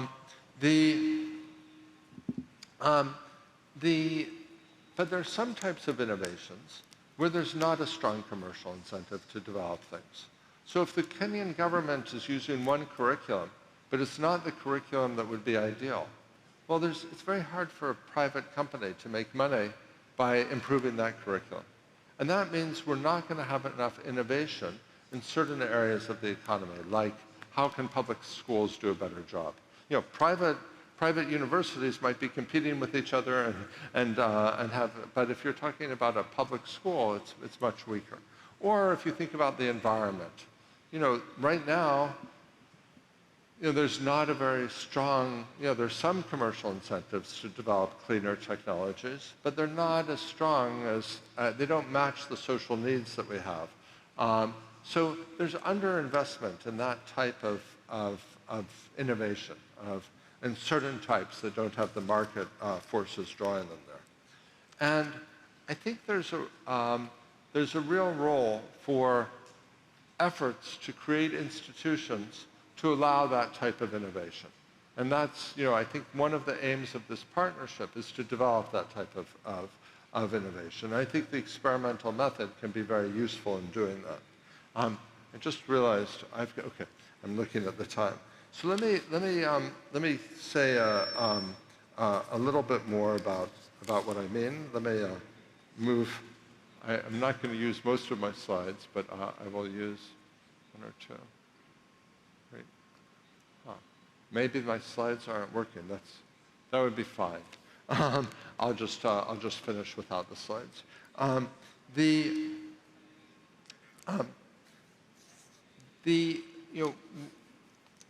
I think instead of thinking about experiments as a way to evaluate policies after they've been implemented, I think we should be thinking about them as part of the process of developing new ideas, of testing new ideas. So let me give a couple of examples from other sectors where that's done. If you think about the health sector, well, before a new product is introduced nationally or internationally, it has to go through testing. And they do the same sort of experimental method. There's a group of people who try the new drug, and that's compared to a group of people who didn't have the new drug. And you see, is this actually helping or is it not? And that's actually required before the product can be licensed. Now, there are other examples that are not as extreme as that, but if you think about the tremendous progress that's made in tech, well, one of the reasons why tech companies like Google or Facebook have been so successful is they're constantly changing their algorithms, they're constantly changing how they display things to the user, and they're doing that in part based on A/B tests. They try one version, they try another, different people in the company probably have different ideas of what will work, maybe the same person has 3 or 4 different ideas, and you try them against each other and you find out what works. And what we can do in development, we can do the same sorts of issues and in social policy. I think this is best done not with the researcher disconnected and just using the available data sets, but where the researchers are working very closely with the practitioners. So the practitioners are coming up, they're the ones who are actually facing the challenges, they often have a lot of the best ideas.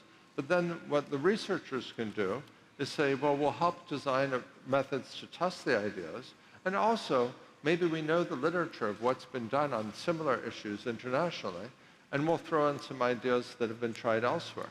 And then you can try these out against each other, measure the outcomes, and then adopt the things that prove successful.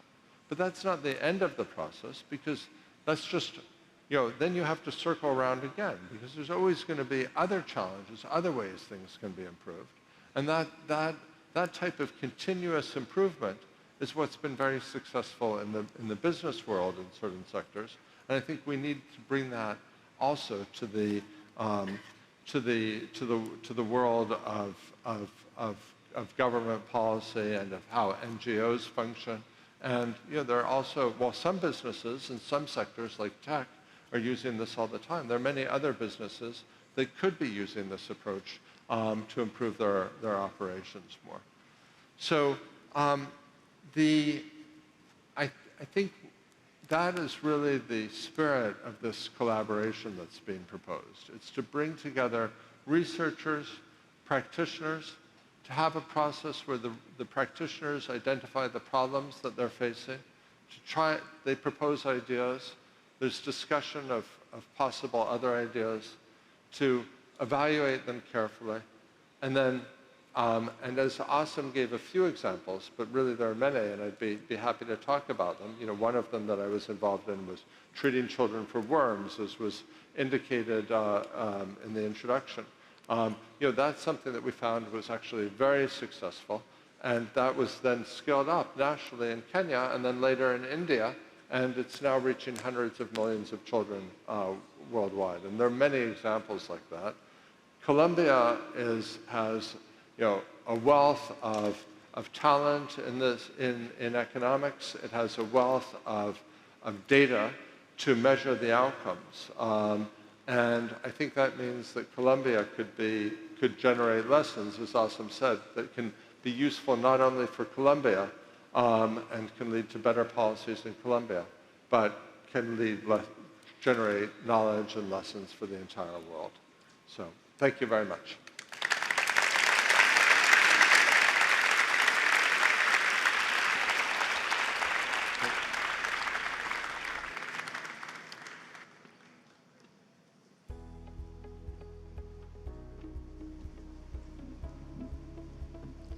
Gracias, doctor Kremer. A continuación, José Francisco Aguirre, director ejecutivo de la Fundación Santo Domingo.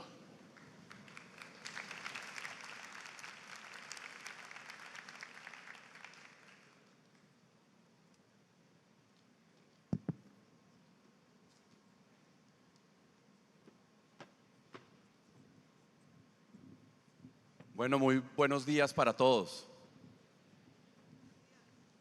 Este es un momento muy emocionante para mí y realmente es un gusto ver a tantos amigos, a tantos aliados en este lugar. Quiero saludar muy especialmente a la gobernadora del Atlántico, Elsa Noguera, al alcalde de Barranquilla, Jaime Pumarejo, a todo nuestro consejo directivo, al consejo de familia en cabeza de Alejandro Santo Domingo y de Andrés Santo Domingo, que es un gusto tenerlos en Barranquilla y ratificar el compromiso de la Fundación y de la familia, no solamente con el país, sino con la región caribe colombiana. Hoy, hablar después de un premio Nobel siempre es un reto, pero quiero dar algunas ideas generales respecto a lo que es esta apuesta que la Fundación Santo Domingo está impulsando en Colombia y en la región caribe.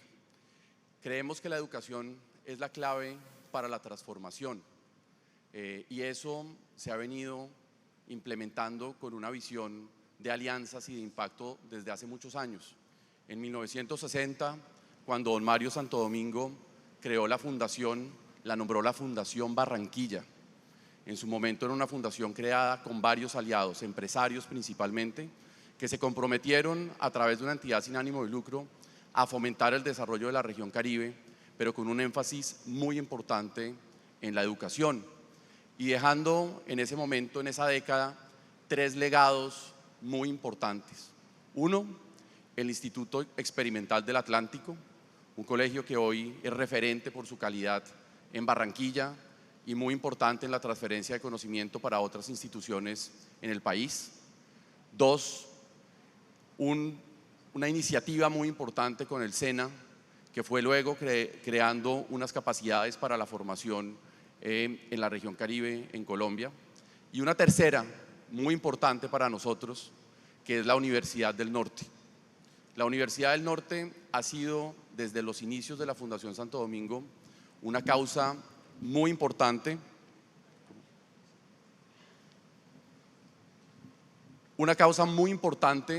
y creemos realmente que esta universidad tiene el potencial de convertirse en un motor de transformación social para la región Caribe, cada vez más con el compromiso de muchos aliados, llegando a generar unos impactos en inclusión muy relevantes. Como decía el rector, un porcentaje muy importante, alrededor del 60% de los estudiantes de la universidad hoy vienen de comunidades de bajos recursos, de otras poblaciones del Caribe colombiano, y se está convirtiendo realmente en un referente para la ciudad y para el departamento. En la educación hemos logrado cosas importantes a nivel país, desde la cobertura y la gratuidad en diferentes modelos desde la primera infancia y recorriendo toda la trayectoria educativa, pero tenemos unos retos muy grandes en calidad, en permanencia, en conectividad y pertinencia. Y quiero referirme un poco a lo que vivimos en los últimos años, que reveló las grandes brechas que tenemos hoy en día en la educación en Colombia. Vivimos en la pandemia la evidencia de la falta de conectividad en muchas comunidades. Encontramos que hay unas grandes brechas entre lo rural y lo urbano. Encontramos que hay unas grandes brechas entre lo privado y lo público. Y creo que el gran reto que tenemos en esta alianza con la Universidad de Harvard y con muchos aliados en Colombia, fundacionales, privados y públicos, es garantizar que, como lo ven en la diapositiva, Juan, desde la primera infancia hasta que va creciendo en su diferente desarrollo en la trayectoria educativa, tenga la posibilidad real de ser educado con las mejores calidades, con los mejores beneficios. Nosotros desde hace años trabajamos por la primera infancia y creo que es un tema que no hemos mencionado con el suficiente énfasis el día de hoy, pero la inversión en primera infancia es una de las que más rentabilidad tiene a nivel económico, a nivel país. Invertir en primera infancia nos va a permitir dentro de unos años realmente ver una generación que va a tener unas condiciones de aporte social, económico al desarrollo de Colombia y a su competitividad. Sin embargo, no solamente es el énfasis en la primera infancia, sino en toda la trayectoria educativa, desde la educación primaria, básica, media, la formación para el trabajo y la educación superior. Estamos trabajando en toda esa trayectoria educativa y sin duda este propósito de transformación sistémico de la educación en el país es un gran reto nación, no es algo que podamos hacer exclusivamente desde una universidad, desde una gobernación, desde una alcaldía, desde una fundación o desde el sector privado. Lo que nosotros creemos es que hay que configurar una gran alianza, una alianza en donde exista un propósito país, en donde empresarios conscientes con su responsabilidad, hoy cada vez más relevante en un contexto de alta inequidad, creemos que los empresarios y las mentes empresariales y los modelos que tienen las compañías deben extenderse a llegar con incentivos reales de aporte de capital, de inversión de capital para el crecimiento y el mejoramiento de la educación en Colombia. Sí, siempre se habla del gasto en educación y vemos que alcaldías, gobernaciones, el presupuesto nacional va incrementando el número, el porcentaje de inversión de gasto de la educación, del gasto del PIB en educación. Pero creo que tenemos que pasar del gasto a la inversión. Seguimos gastando en educación en los mismos modelos tradicionales que tienen las mismas brechas y que tienen los cuellos de botella que ya todos conocemos. Nuestra propuesta es cambiar un poco el foco y la mentalidad y pensar en la inversión en innovación en educación.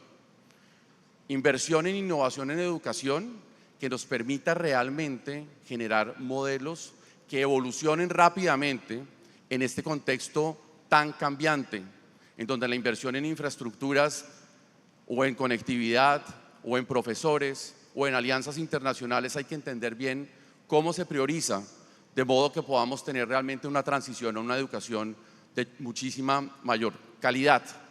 Yo quisiera invitarlos a todos a que pensemos en la educación como un motor de transformación social, como un acelerador realmente de la competitividad país, que nos propongamos juntarnos en esta gran causa para disminuir esas equidades que se han visto muy latentes en Colombia, que recientemente se evidenciaron alrededor de una gran movilización social que tiene unas expectativas muy grandes, no solamente de que un nuevo gobierno o que unos mandatarios locales o que el mismo sector empresarial se comprometan con ese desarrollo. Hay que alinear esfuerzos para juntarnos en esta gran causa. Solo en alianzas es posible sacar las cosas adelante. Solo trabajando entre las instituciones y entre sectores es posible realmente generar el impacto que estamos esperando. Yo quiero romper un poco el protocolo y aprovechar esta oportunidad para invitar al escenario unos minutos al alcalde y a la gobernadora,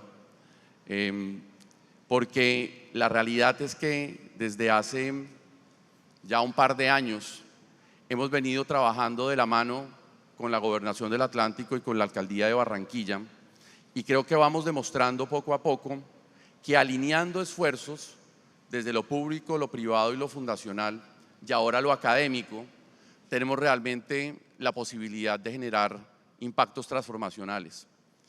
Lo que fue la coordinación en la pandemia para trabajar realmente en la mitigación de los riesgos de la misma, aportando al sistema de salud, trabajando de forma articulada para poder llegar con educación a los lugares más complejos, y que todos estos niños que, como nos mostraba Sim, estuvieron por fuera del sistema, no tuvieron realmente el acceso, tuvieran la posibilidad de ser atendidos alrededor de esas alianzas público-privadas. Entonces, quiero hacer un especial reconocimiento a ese trabajo y realmente que nos sentimos muy orgullosos de la coordinación que hemos logrado demostrar trabajando en conjunto con el liderazgo de la gobernadora y del alcalde. Y además de ese agradecimiento, quisiera preguntarles, ¿ustedes cómo perciben el trabajo articulado entre el sector público, privado, fundacional, y qué propósitos y retos tienen en la educación del departamento y de la ciudad para los próximos años? Muy buenos días a todos. Sea lo primero, José, a toda la familia Santo Domingo y a la universidad, agradecerles por este gran evento académico para Barranquilla, para el Atlántico, pero sobre todo por pensar que hay formas distintas de lograr resultados, como es sellando esta gran alianza entre la academia, el sector privado y, por supuesto, el sector público. Claramente, como lo hemos venido haciendo desde Barranquilla de la mano con nuestro alcalde y en los municipios del departamento, la educación es la verdadera herramienta que nos va a permitir mejorar las condiciones de vida de todos en este departamento. Si bien tuvimos un retroceso, hay que reconocerlo, la pandemia nos planteó enormes desafíos, pero claramente también marcó un retroceso en materia de calidad educativa. Lo cierto es que también nos abre oportunidades. Ya lo dijeron nuestros expositores, se aceleró el proceso de transformación, pues todo digital, y hoy tenemos la posibilidad de trabajar de la mano con ustedes para poder mejorar la calidad educativa. Cuando mejora la calidad educativa desde las bases, desde la primera infancia, luego en las instituciones, se amplían sin duda las oportunidades para acceder a la educación superior. Y cuando se amplían estas oportunidades, cambia completamente la vida de esas personas, de esos jóvenes que tuvieron la posibilidad de ir a una universidad y los que no. Cuando no tienen la posibilidad de acceder a la universidad, los estamos lanzando a la informalidad. Entonces, si desde temprano hacemos estas alianzas para mejorar la calidad educativa, sin duda vamos a mejorar mucho. Gracias, José. Gobernadora, usted tiene un plan muy ambicioso, en el mejor sentido de la palabra, de convertir al Departamento del Atlántico en un gran destino turístico. Y adicionalmente ha tenido la visión de traer una serie de aliados y jugadores para fomentar la agricultura en el departamento e ir convirtiendo también al Departamento del Atlántico en este gran centro productivo agrícola centralizador de logística y oportunidades. Y la visión de Barranquilla es una visión de crecimiento y de progreso con unos proyectos a largo plazo muy relevantes, desde los Juegos Panamericanos en el próximo 2027, la posibilidad de contar con un gran proyecto que de pronto el alcalde puede mencionarlo, y el gran desarrollo que está teniendo Barranquilla alrededor del turismo, que tiene el bilingüismo como una de las bases importantes para la competitividad. Todas estas metas de largo plazo van a ser difíciles de cumplir si no trabajamos realmente en el tema de educación. Quisiera, alcalde, que nos cuente un poco cuáles son esos retos, cómo podemos apoyar y cómo esa gran visión de Barranquilla se puede materializar alrededor de unirnos alrededor de la educación. Bueno, para ser un poco redundante, muchas gracias. La verdad es que estamos complacidos de que esto se esté dando aquí, de poder escuchar a gente como Michael pasándonos experiencias y escuchando que algunas cosas que hacemos no las hacemos tan mal y que nos falta mucho por hacer mejor. Creo que lo que ha significado los últimos 14 años de Barranquilla, lo que hemos podido aportar ha sido un trabajo en equipo, en donde hemos trabajado en conjunto con la academia, con el sector privado, con el empresariado, pero al mismo tiempo con el sector fundacional, para entender que nos falta mucho y de que para cerrar brechas hay que hacer apuestas audaces. La audacidad nos ha permitido hacer cosas, como para decirle dos cosas que hemos hecho con la Universidad del Norte y con la Fundación Santo Domingo. En el momento más crudo del COVID, de la pandemia, con el rector Meisel, nos sentamos y hablamos de la posibilidad de hacer un ejercicio de economía conductual o behavioral economics para entender cuál era el mensaje que le teníamos que mandar a la gente para decir cómo hacemos que se queden en casa, cómo hacemos que entiendan que por su bien es mejor quedarse un rato en casa y luego poder salir a trabajar. ¿Cómo logramos que ese mensaje que queremos llegar, llegue? Y por eso empezamos a hacer un proceso muy sencillo en donde hacíamos prueba y error, hacíamos research, por decirlo de alguna manera, y llegamos a unos encuentros muy interesantes, que eran hasta una dicotomía, porque le teníamos que decir a la gente, no salgas, porque si sales tenemos que volver a cerrar la ciudad. Pero luego cuando queríamos abrir la economía le decíamos salgan y decían, oye, pero tú me acabas de decir que no salga. Entonces era hasta complicado poderle explicar a la gente eso. Luego con José personalmente caminamos muchas de las calles de Barranquilla trabajando para cambiarle también la mentalidad a la gente con base en ese desarrollo y llegando a casa, hablándoles, dándoles aliento, dándoles esperanza, pero al mismo tiempo conocimiento, con un tapaboca como excusa para entrar a la casa y contarles lo que estaba pasando y darles un poquito de aliento sobre lo que venía. Porque como lo mostró Michael, cuando vino el COVID, fue la franja más baja de nuestra población la que más se vio afectada. Y luego, otra cosa que estamos haciendo con la Universidad del Norte y con el British Council, que para mí es un salto cuántico en la capacidad de enseñarle a nuestros jóvenes, es el bilingüismo. La Universidad del Norte está enseñando a nuestros rectores, a nuestros directivos docentes y a nuestros profesores cómo hablar inglés. Y el loro viejo está aprendiendo a hablar, porque lo están haciendo con entusiasmo y con ganas y trabajando en equipo. Muchos critican al sector de nuestros rectores y nuestros directivos públicos. Nosotros somos unos convencidos de que cuando trabajamos en equipo todo se puede. Y por último, estamos también trabajando para que todos nuestros colegios públicos sean bilingües. Y eso tiene muchas ventajas. Primero, te acerca al mundo, sí, pero tiene una ventaja increíble en la capacidad lectora y de comprensión, que es exactamente una de las barreras más importantes para que los niños puedan agarrar esos textos y utilizarlos de la mejor manera. y que la calidad educativa que pueden llegar a entender o tener en una institución como esta se vuelva, por decirlo de alguna manera, lo más provechoso posible para ellas. Así que creo que lo que hemos trabajado juntos es fruto de entendernos, de saber escucharnos y de saber que nosotros también somos aves de paso, que ahorita no estaremos aquí, pero que cuando construimos en conjunto los objetivos y los logros perduran, porque no dependen de nadie, sino que dependen de un equipo o de una aldea, como dice. Muchas gracias, alcalde. Quiero concluir contándoles un proceso, y ese es el proceso de cómo el profesor Kremer logró ganarse un premio Nobel. Y ese premio Nobel, además de fórmulas de economía sofisticadas, tiene algo muy importante y es un tema de entender el relacionamiento. Él exploró el mundo en diferentes países, en diferentes ciudades, y partiendo de la conversación y el relacionamiento con el sector público, de orden nacional ministerial, con las entidades locales, alcaldías y gobernaciones, con las fundaciones, con los colegios privados, públicos, con las universidades, logró extraer realmente la data para analizar con evidencias puntuales qué cosas funcionaban y cuáles no funcionaban.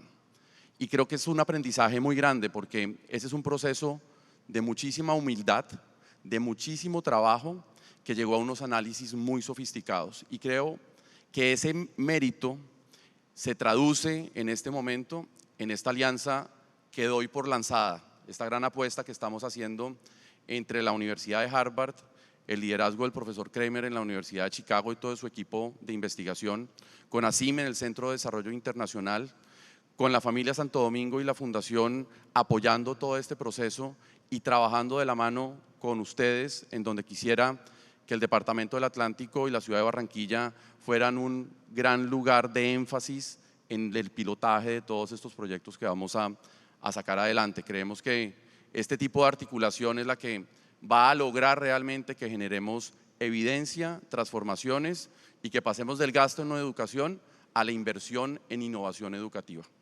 Muchas gracias para todos y ha sido un gusto estar en esta mañana con todos ustedes.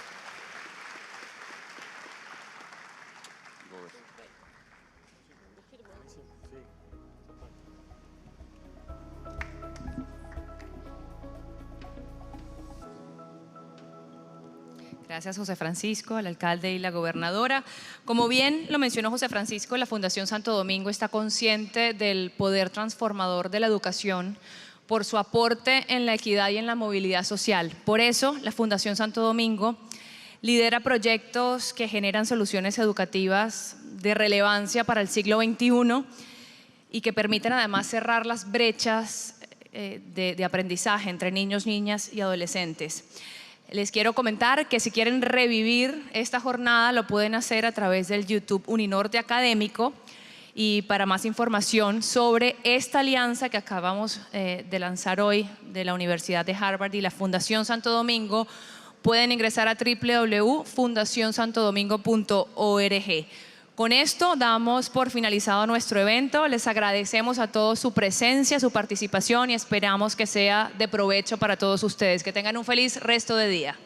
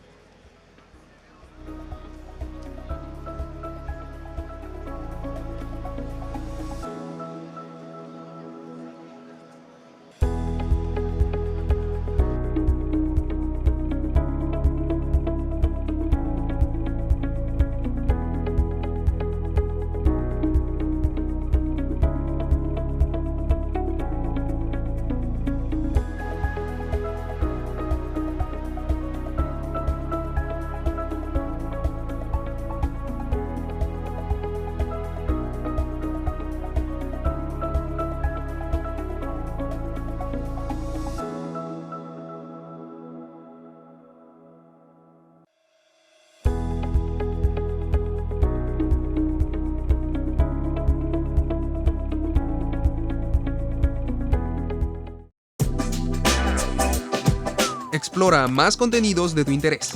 No olvides suscribirte a nuestro canal.